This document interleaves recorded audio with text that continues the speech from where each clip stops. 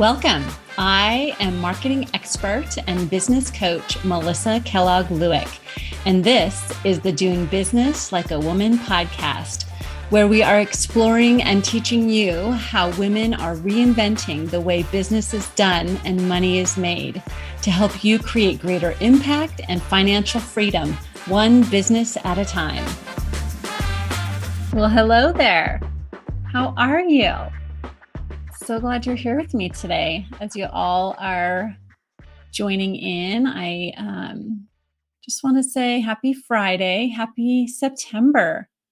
Here we are on September 1st, and this is what I really want to be talking about today because I think this month is such an interesting and pivotal month in the year, and it's the last month of the third quarter. I have to keep looking because I feel like this year is just flying by, right?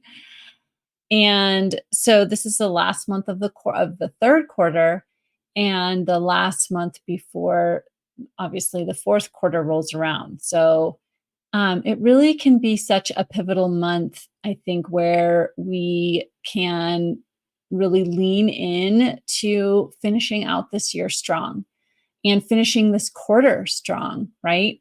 And so I wanted to talk about that today. I wanted to just share like some of what I have been hearing and experiencing and what I think about all of it, because I think this has been, for many of us as entrepreneurs and women building businesses, this has been a challenging year for us, right? Not for all of us and not in all ways, right? Everything, life, business, it's all 50-50, right? So there's always going to be tough parts. There's always going to be easy parts. But I know for a lot of us, these past few years have been quite interesting, to say the least, right? In terms of our journey and how we've had to grow and change and pivot and all of those things to address what has been going on in our culture, in our economy, in our country. And so it's all part of life, yes. But I know for many entrepreneurs, business has felt harder this year, or clients seem fewer, or money and spending has been tighter. And so I want to just acknowledge that has been an experience for many, right? And then there's also many that are having a great year, right? But regardless of what your experience is, I think this discussion will be very helpful. And I want you to know that if you're feeling like it's been a challenging year, you're not alone. I work with a lot of folks in real estate, and it's been a tough year for many people in real estate. Some people, it's been a great year, right? But you're not alone. And so usually what I see happen in myself and with people, women I work with, women I talk to, when we are in these tough times, I see two things happen. Number one, we either will over dramatize or exaggerate, and it's like everything is going wrong, nothing is working. It's very all or nothing type thinking, and it's all very dramatic and tragic, right? And that's kind of one end of the spectrum. Then on the other end of the spectrum, and this is what I do a lot of times, is I will just hide or ignore those things or resist those feelings of disappointment or, just feeling down or disappointed, right? Okay. So I kind of see those two sides happen. But what they both have in common is that both of those can paralyze us, right? When we're dramatizing things and everything is wrong, nothing is going right, that will paralyze us. Or if we're hiding or ignoring what's going on, that will paralyze us as well.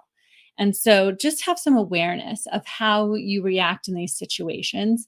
And I think what's really beneficial is just starting with the awareness of being able to kind of step outside yourself and see these things happening, and then the first step is really to tell the truth, like really get the facts of what is happening. So oftentimes, I will hear women say, "Oh, well, I'm not getting any clients," or people aren't spending any money, or whatever it is. It's very dramatic, right? So the first question I will always ask is, what do your actual numbers say? Let's actually look at the numbers and figure out what's actually happening. And so I think when we bring some neutrality to how the reactions are happening, bring some neutrality to the situation, that can be super powerful. So we can actually look at the numbers, not to diminish the feelings, but it's to say, okay, because when we're paralyzed and we're in this very dramatic or hiding type of situation, there's no power, there's no way to go forward from there, right? So looking at the truth, getting the facts allows us to begin to accept what is actually happening, right? What is the truth of the situation? So then when we have the truth of the situation, then we can get curious, right? We can say, okay, why is this happening? And one thing I like to explore is, what are all the stories that you're telling yourself about this situation, right? So if maybe you're feeling like you're not getting as many client bookings as normal, what are the stories you're telling yourself about that? Well, maybe the stories you're telling are, nobody wants what I am offering. My industry is probably going down the drain, or there's too much competition, or whatever it might be, like, and there's no way I can compete with all of these other people that are much better at me, or I don't know how to do business, or I'm bad at marketing, or I don't know this, or I'm bad at that, right? There's all of these stories that we begin to tell ourselves, and that's a lot of personalizing these things, which isn't always helpful, right? In terms of helping us to find solutions and solve problems. So once we identify what are all the stories we're telling, then you can ask and look at all the stories. And I like to write them all down because that's how I roll. Write them all down. And then I ask myself, will any single one of these stories help me to get better or help me to improve? And then ask how each one of them is true, right? And there might be some shred of truth to them. Like, if one of them is like, no one wants what I have to offer, maybe it's true. What is the truth in that statement? It's true that less people have shown interest in what I'm offering, right? So that could be true. But if we find the truth in there, and then we also get to decide what we want to think about that, right? So less people might be interested in what I'm selling, but it might be because of what, right? Like, might be because I haven't been showing up like I used to, or it might be, where is the truth in there? And you can start to problem solve from that place. And you get to decide what you want to think about that, right? Like, my sales are, 40% of what they were at this time last year. That's a fact. That could be a fact. And so we just get to decide what we want to think about it. We could look at it and say, yes, it's because I suck and I don't know what I'm doing. Or because that's not going to help us problem solve, and that's not going to help us to improve or get better, right? So maybe we want to think about how, or ask ourselves how we want to actually be thinking about those facts. And then I want to just point out that whatever circumstances that you're facing, whether this year in your business or this quarter or in August or whatever, whether it's been tough for you or whether it's been easy, I would imagine for most of us, it's been tough and easy. There's probably different colors on that spectrum, right? We are always being called to that next level version, right? We are always being called to challenge ourselves, to rise to the occasion. As entrepreneurs, we have chosen this path to challenge ourselves to create something that never existed before, to serve people and serve our specific people in ways that they have never been served before, to do things that much differently, to step out in a way that we've never stepped out before. And so, whatever you're experiencing in your business right now, this is a calling for that next level. Also, it's that next level of creativity, that next level of inventiveness, that next level of client service, that next level of understanding exactly the results that your clients want and how you can help them get that 100% of the time. There's always this call to rise to the occasion. And this is no different, right? And so, do you accept this call, right? And every day we have to accept the call. I have a mentor that says you can quit on a dream, but you can't quit on a calling, right? If you are called to this work, it's going to be with you, right? And so, are you going to accept the call? Because life and business is always 50-50. It's always going to be partially hard and partially easy, partially wonderful and partially awful. So we get to choose our hard, right? Because not answering the call can also be just as hard as answering the call, right?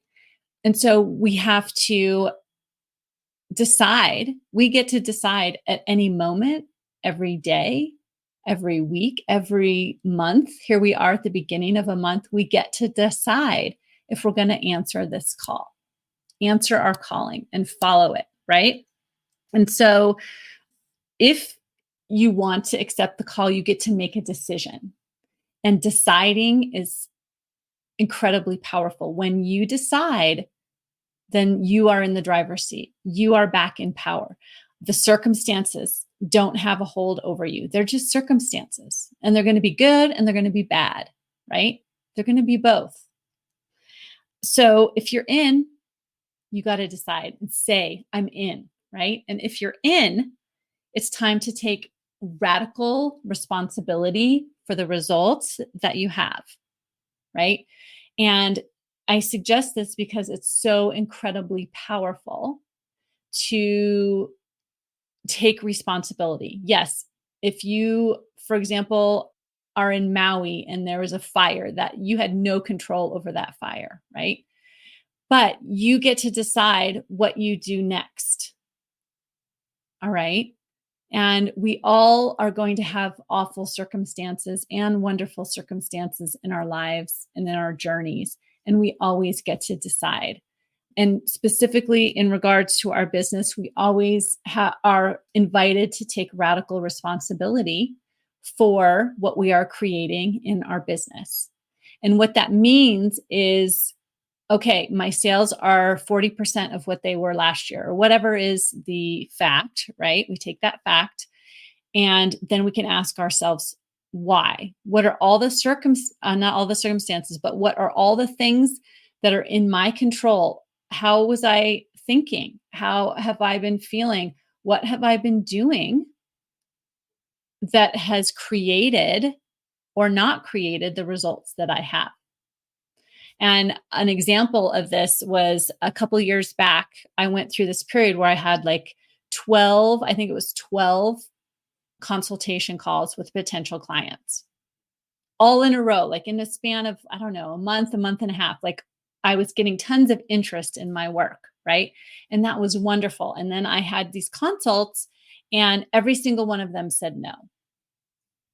And of course, there's all varying reasons that people were giving me, whether it's they couldn't afford it or they're, whatever. The whole gamut of reasons that people didn't buy in. They weren't ready, whatever they were, right? And so my coach said to me, because of course I was very disappointed in these results, and it would have been easy for me to say, oh, well, it's just due to, people not having enough money or not wanting coaching, or they would rather spend their money here or there, right? And putting it all on the potential clients. But my coach said to me, she said, okay, well, how much money would you have made if every single one of those would have been a yes? And I said, I don't know, $50,000 or whatever it was. And she's like, okay, what is the $50,000 worth of lessons that you learned from all those no's? And so, that I have control over changing, fixing, improving, learning, growing, right? Where are all of the places within every one of those that I could improve, that I could change, that I could grow, that I have control over, right? And that's what I mean by taking radical responsibility. So I evaluate every consultation that I have. And so I was able to go back and look through all those evaluations and pull out all the lessons. And by the end of that next year, or the end of that year, I was fully booked, right? Because it does it takes time and effort, but it does take us accepting and owning up to that radical responsibility. Yes, I might not be able to change circumstances that are beyond my control, but I'm going to examine every single thing that's in my control, and I'm going to improve it, change it, learn from it, grow from it, and give myself a better shot next time around. Right? So I would say, thinking about, say, for example, that your results for this calendar year have not been what you wanted them to be, right? And you still have plenty of year left, right? We still have 4 full months of this year. So remember that. But you're not where you thought you would be at this time in the year. So I want you to examine why. What is in my control that are answers to why I haven't created what I wanted to create so far this year? What have I been thinking? What have been some of my predominant thoughts? What have been some predominant feelings? What about my actions? So, how are those thoughts and feelings coloring what I'm doing? Right? An example from my own business is a couple of years ago, I was having a couple really slow months, and I was feeling very, full of lack and full of scarcity. And that's all I could focus on, was all the money I wasn't making. And, I was thinking, oh, nobody wants what I have to offer. I have nothing important to say. I have nothing important to give. And so those were kind of some predominant thoughts. So anytime I was going out into the marketplace and marketing or communicating or talking to people, that odor, it's like BO, right? That odor colored everything I was doing and saying, right? So I want you to think about what are some of those predominant thoughts and feelings, and then how you're taking those into the actions. So at that point, I was feeling very scarce. So I just started okay, I'm going to offer just anything I can think of, right? I'm just going to start selling anything I can think of. And, those products, or those, I can't even remember, packages or whatever that came out of that, were coming from a place of, nobody wants this. So I had a thought, nobody wants what I have to, or they don't want to pay my prices, or whatever the thought was. And then I went out and created something else from that. And when you do that, it's always going to affect the success of that action, right? And so when you're creating from a place of lack and scarcity, you're only going to create more lack and scarcity, right? So just keep that in mind when you are problem solving from a place of, I can figure this out. I believe that I can help people. I believe that people want to pay for what I have to offer. I have evidence of people paying for this thing elsewhere. When you come from a place of thought of more abundant and expansive thoughts and feelings, you will create more of that, right? And it's hard because we have to be onto ourselves. And that's why having a coach can be so powerful, because your coach can sniff out those underlying thoughts and feelings that might be sabotaging what you're doing. So you can always look at the results that you're getting and the actions you're taking. And if those actions and those results don't match up to what you want to be happening, then you've got to go back and look at what are you thinking and feeling, right?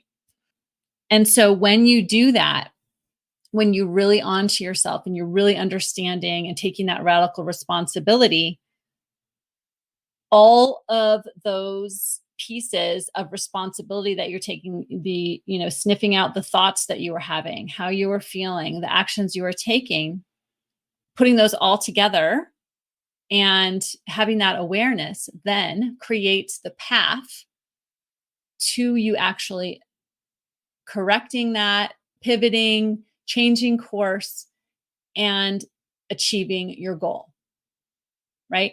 So if you identify, oh, I was thinking nobody wants this, nobody wants to pay my prices, no one's buying these things anymore, right? Then you know those are thoughts that you have to deal with, that you have to shift, right? And when you shift those, it'll shift the energy. So it kind of gives you that roadmap, right? Of, oh, these are all the things and the actions and the feelings and the energy that I'm in that all needs to shift in these specific ways. And that becomes your path to success, right?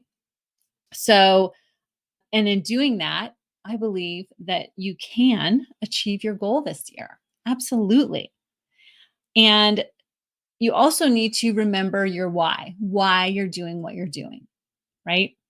Because your calling, your vision has to be bigger than, and I just heard Brendan Bouchard say this recently. He said it a little bit differently, but he said that your why, your vision, or he calls it your dream, has to be bigger than the drama, the distractions, and your disappointment, right?